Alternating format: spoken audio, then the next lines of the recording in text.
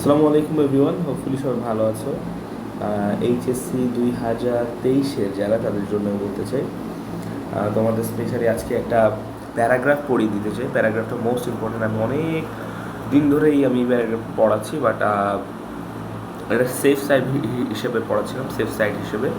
তো আমার মনে হয় যে 2024 এসে এই প্যারাগ্রাফটার ইম্পর্টেন্স বা এই প্যারাগ্রাফটার যে পাওয়ার মনে হয় আরও বেশি বেড়ে গিয়েছে। সো তোমাদেরকে আমি একটা কথাই বলতে চাই যে এই প্যারাগ্রাফটা একটু অ্যাটলিস্ট পড়ে রাখা ভালো। প্যারাগ্রাফটার নাম হচ্ছে ব্রেইন ড্রেইন। ঠিক আছে, প্যারাগ্রাফটার নাম হচ্ছে ব্রেইন ড্রেইন। খেয়াল করো, ব্রেইন ড্রেইন অ্যান্ড কী বলছে, brain drain and it's effect. মানে হচ্ছে যে ব্রেইন ড্রেইনটা হয় আমাদের বাংলাদেশে, এবং এর যে ইফেক্টটা আছে, প্রভাবটা আছে, এটা কেন আমাদের জন্য, সেটা নিয়ে আমরা একটু পড়ার চেষ্টা করবো। তো প্রথমে দেখো বলছে, এখানে বলছে যে ব্রেইন ড্রেইন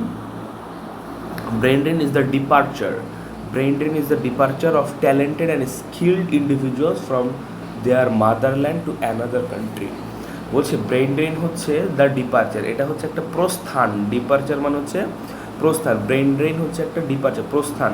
কাদের প্রস্থান? Of talented and skilled individuals, মানে হচ্ছে যে সকল ট্যালেন্টেড আছে, মানে তোমার মেধাবী এবং skilled, talented and skilled visuals, ঠিক আছে, মানে মেধাবী এবং দক্ষ যে ব্যক্তিগুলো আছে, এদের ডিপারচার ফ্রম দেয়ার মাদারল্যান্ড, কোথা থেকে? তাদের মাতৃভূমি থেকে, টু অ্যানাদার কান্ট্রি, অন্য দেশে ডিপারচার, প্রস্থানকে বলা হয় ব্রেইন ড্রেন। নিজের দেশ থেকে অন্য দেশে প্রস্থানকে বলা হয় brain drain. In search for better living standards, কিসের জন্য? In search for better living standard, মানে আরও ভালো বসবাসের স্থানের জন্য, বসবাসের যে স্ট্যান্ডার্ড, মানে আরও ভালো স্ট্যান্ডার্ডের জন্য তারা দেশ ছাড়ে। ওকে, ইন বাংলাদেশে brain drain has been a matter of great concern. বাংলাদেশে ব্রেইন ড্রেনটা একটা বড় একটা চিন্তার বিষয় হয়ে দাঁড়িয়েছে ফর ইয়ার্স, বছরের পর বছর ধরে এই ব্রেইন ড্রেন বাংলাদেশের জন্য একটা চিন্তার কারণ হয়ে দাঁড়িয়েছে। দেয়ার আর সেভারাল রিজনস, বেশ কিছু কারণ আছে বিহাইন্ড দিস মাইগ্রেশন, এই যে স্থানান্তর, এই স্থানান্তরের পিছনে বেশ কিছু রিজন আছে, কারণ আছে। Many students decide to leave the country for higher education. বেশ কিছু স্টুডেন্ট দেশ ত্যাগ করার চিন্তা করে, কিসের জন্য? ফর হায়ার এডুকেশন, মানে হচ্ছে তোমার উচ্চ শিক্ষার জন্য দেশ ত্যাগের চিন্তা করে। The quality of higher education offered in many foreign countries appears to be good opportunity. বলছে যে বাইরের দেশগুলোতে যে হায়ার এডুকেশনের যে অফারগুলো দেয়, এটা দেখতে বেশ কী লাগে? গুড মনে হয়। এই বাইরের অপরচুনিটিগুলো, হায়ার এডুকেশন অপরচুনিটিগুলো বেশ সুন্দর বা ভালো মনে হয় ফর দোজ ইন্টারেস্টেড, ওই সকল আগ্রহী ছেলেমেয়েদের জন্য বা আগ্রহী মানুষদের জন্য। ঠিক আছে, the lack of job opportunities, বলছে যে ল্যাক অফ, এটা একটা কারণ, হ্যাঁ, the lack of job opportunities, এটা এই কারণটা মনে রাখবা।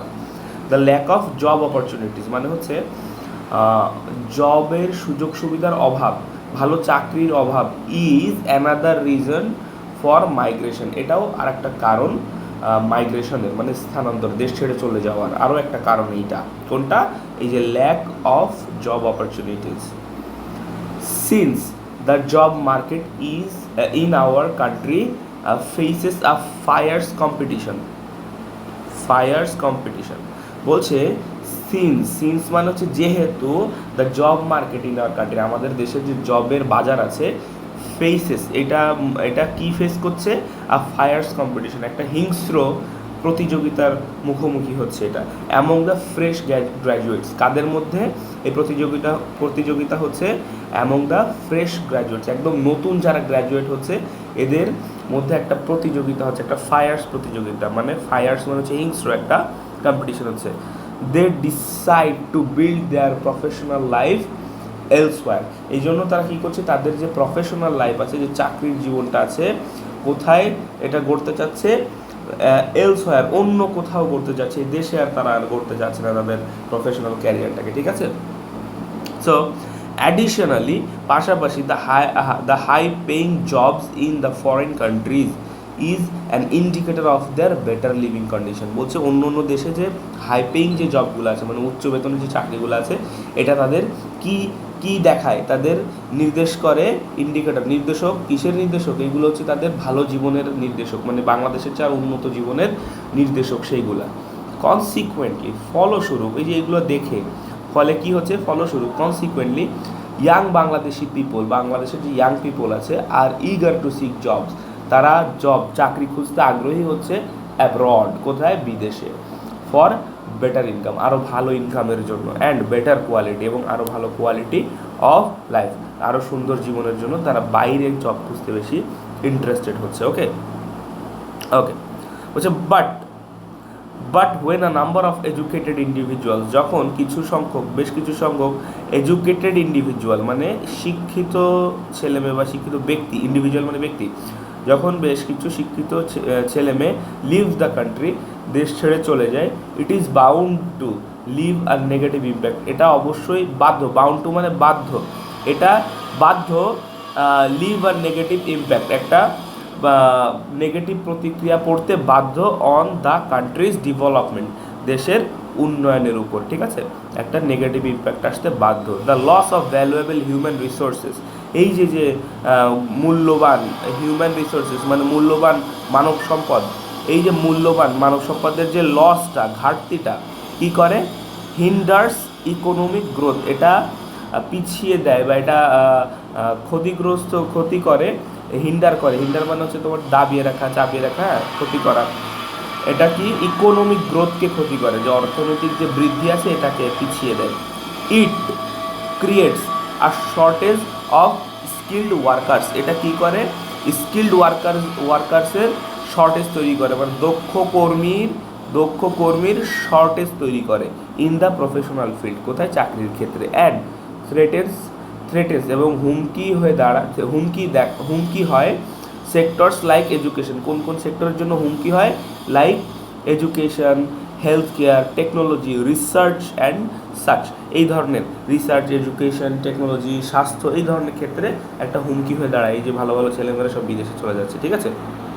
ওকে, এবার কি বলছে খেয়াল করো একটু,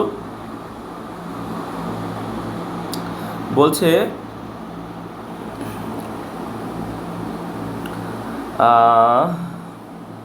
আমরা ছিলাম negative impact, however it is not an issue that can be solved overnight, বলছে এটা এমন একটা বিষয় না যেটা রাতারাতি সলভ করা যেতে পারে। Bangladesh is on a journey to ensure better education, Bangladesh একটা জার্নির পথে আছে, মানে বাংলাদেশ সেই পথে আগাচ্ছে, কোন পথে, বেটার এডুকেশন দেওয়ার পথে, অ্যান্ড ক্রিয়েট মোর অপরচুনিটিস, আরও বেশি অপরচুনিটিস তৈরি করার পথে আছে বাংলাদেশ, কিন্তু এখনও করে পারেনি, ফর স্টুডেন্টদের জন্য, to pursue their desired career in homeland, তারা যেন দেশেই পারসু করতে পারে, খুঁজে নিতে পারে, পারসু করা মানে খুঁজে না, দেশেই খুঁজে নিতে পারে ভালো ডিজায়ার্ড, কাঙ্ক্ষিত ক্যারিয়ার যেন দেশে খুঁজতে পারে, সেই দিকে বাংলাদেশ আগাচ্ছে, অন দ্য ওয়ে, বাংলাদেশ আগাচ্ছে, এখনো পারে নাই, অন দ্য ওয়েতে আছে, ডেভেলপ, এই জন্য বলা হচ্ছে Bangladesh is a developing country, ঠিক আছে। সো আমরা যে বিষয়টা বলতে চাচ্ছি সেটা হচ্ছে যে তুমি এই ব্রেইন ড্রেন প্যারাগ্রাফটা মোস্ট ইম্পর্টেন্ট, কিছু প্যারাগ্রাফ প্রত্যেক বছরের জন্য ইম্পর্টেন্ট হয়, সো তোমরা প্যারাগ্রাফ কিছু পড়ে রাখবে, আমি চেষ্টা করবো যে অ্যাটলিস্ট 7-8টা প্যারাগ্রাফ তোমাদেরকে পড়িয়ে দেওয়ার জন্য, তার মধ্যে এই ব্রেইন ড্রেনটা হচ্ছে অন্যতম একটা গুরুত্বপূর্ণ প্যারাগ্রাফ, ঠিক আছে। এরপরে তোমাদেরকে প্রাইস হাইক দেখাবো, রিপ্লান্টেশন দেখাবো, ঠিক আছে। আরও ভালো ভালো কিছু প্যারাগ্রাফ আছে যেগুলো তোমাদের পড়ে রাখা উচিত। আর প্যারাগ্রাফ অনেকের মুখস্থ হয় না, প্যারাগ্রাফ মুখস্থ হয় না যাদের জন্য বা তাদের জন্য আমার কিছু কথা আছে, সো সেই কথাটা আজকের ভিডিওতে বলে আমি বাড়াতে চাচ্ছি না, সো তার জন্য আমি আলাদা একটা ডেডিকেটেড ভিডিও বানাবো ইনশাল্লাহ। সো প্যারাগ্রাফের জন্য আমি একটা করে পড়াবো, যতগুলো আমার পক্ষে সম্ভব ততগুলো পড়াবো, তোমরা জাস্ট খেয়াল করতে থাকো, ইনশাল্লাহ তোমরা অনেক ভালো করতে পারবা, ঠিক আছে। সো আজকের এই প্যারাগ্রাফটা একটু দেখে রেখো, আর কি পয়েন্টগুলো মুখস্থ করে ফেলো, এই যে কি পয়েন্ট বলতে কোন পয়েন্ট ইম্পর্টেন্ট, কোন পয়েন্টটা এই ব্রেন ড্রেনের ক্ষেত্রে আনতে হবে। ব্রেন ড্রেন, আরও একবার বলি, ব্রেন ড্রেন মানে হচ্ছে মেধা পাচার, বাংলাদেশের যে গুরুত্বপূর্ণ যারা ভালো স্টুডেন্ট আছে এদের যে চলে যাওয়া, এদের যে মাইগ্রেশনটাকে বলা হয় ব্রেন ড্রেন, ঠিক আছে। সো এই পর্যন্তই তোমাদের আজকে, নেক্সট দিন আবার দেখা হচ্ছে নতুন প্যারাগ্রাফ, নতুন টপিক নিয়ে। সবাই ভালো থাকবে, সুস্থ থাকবে, আসসালামু আলাইকুম।